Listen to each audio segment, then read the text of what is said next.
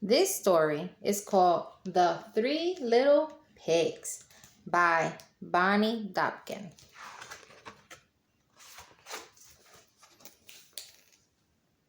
Once upon a time, three little piglets lived in a small, cozy home with their mother. Their names were Porter, Perry, and Parker. Porter was a relaxed sort of pig. He liked to play, eat, and sleep.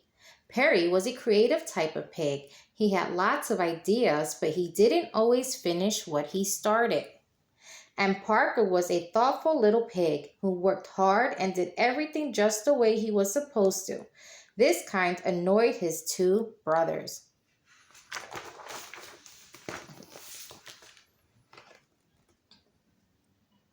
Well, the three little piglets got older and bigger and rounder. One day, their mother made a decision.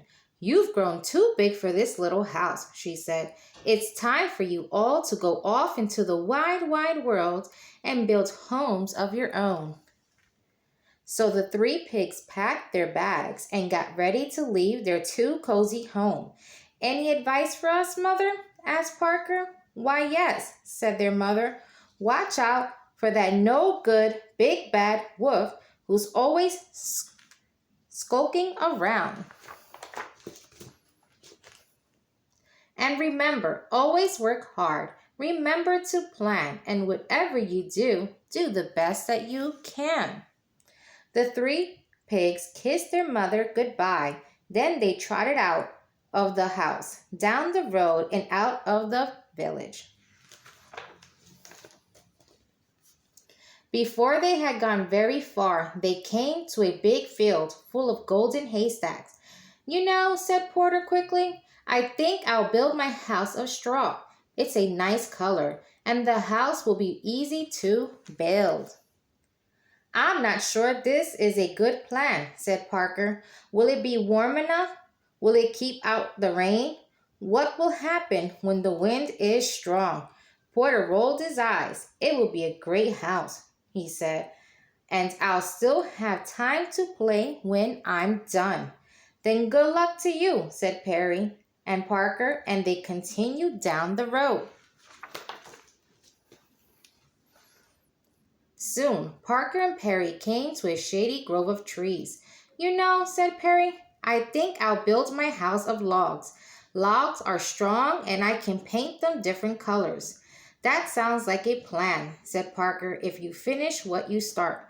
"I will," said Perry, and he waved as Parker continued down the road. Perry stood and looked up at the trees. He said, "Cutting down those trees will take a long time. I'll just build my house from the sticks on the ground instead." And that's exactly what he did. Further down the road, Parker was busily planning his house. He brought bricks and stone and mortar for the walls. He brought strong oak planks for the doors. He worked on the house for days and days. But when he was done, he felt happy. "Mother would be proud," he said. "I worked hard, and I made my house the best it could be." Now, what none of the pigs realized was that someone very bad knew that they had left their mother's house. And who do you think that someone was? Yes, it was the no good big bad wolf. First, the wolf went to Porter's house. He saw bundles of hay held together by rope, and he saw Porter Pig outside, napping in the sun. "Hello, Pig," said the wolf. Porter opened his eyes, squealed, and jumped to his feet. He ran into his house, pushed the door shut, and hid under his bed. Now," said the wolf, "I only want to have a chat." "Ha," said Porter, "I know a hungry wolf when I see one." "It really doesn't matter," said the wolf. Little pig, let me come in." "Are you kidding?" said Porter. "Not by the hair of my chinny chin chin." "Then I'll huff and I'll puff and I'll blow your house in. The wolf stepped back. Then he huffed, and he puffed, and he blew with all his might. The straw house flew apart. The wolf pounced. The pig bounced. But Porter squealed and ran. Said the wolf. Unfortunate.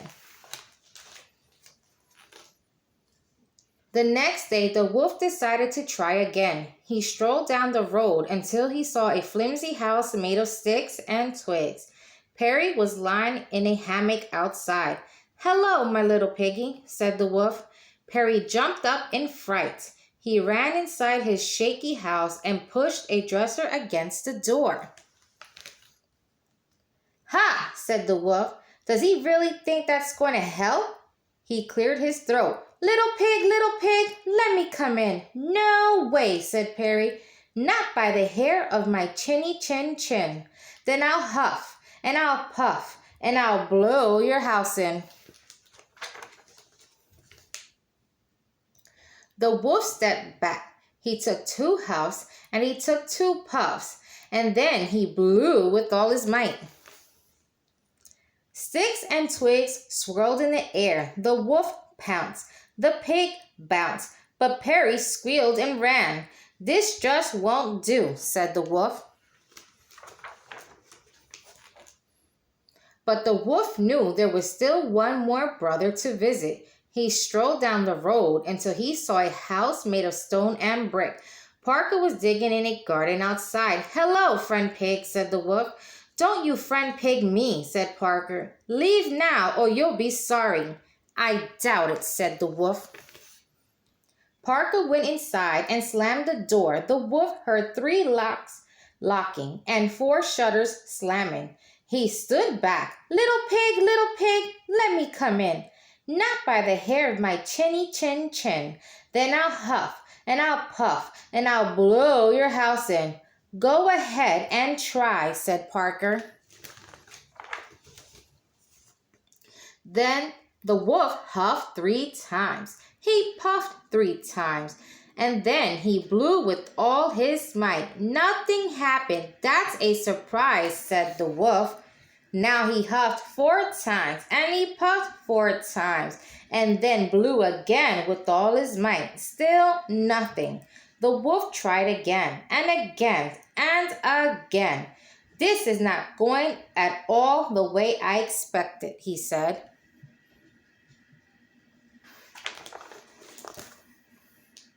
Finally, the wolf fell flat on his back, puffing and wheezing. He heard the shutter creak open. "I knew my house would stand up to that no-good wolf," said Parker. "I'm just glad he didn't think about coming down the chimney."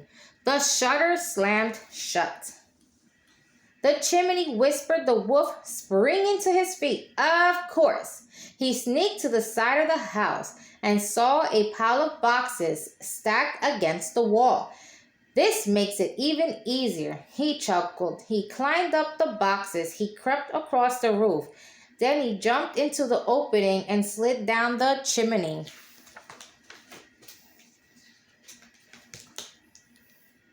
But down below, water bubbled in a big black kettle that was hanging in the fireplace. Parker threw more wood onto the roaring fire. "Here I come, little pig," said the wolf. "You weren't so clever after all." "Oh, no," said Parker. The wolf landed in the kettle with a loud kerplunk. Water steamed and boiled around him. The wolf howled in pain and shot right back up the chimney. The water had boiled off half his fur. "Oh, no," cried the wolf. He was so embarrassed that he left the country never to be seen again. Porter and Perry moved in with their brother, and they lived happily ever after.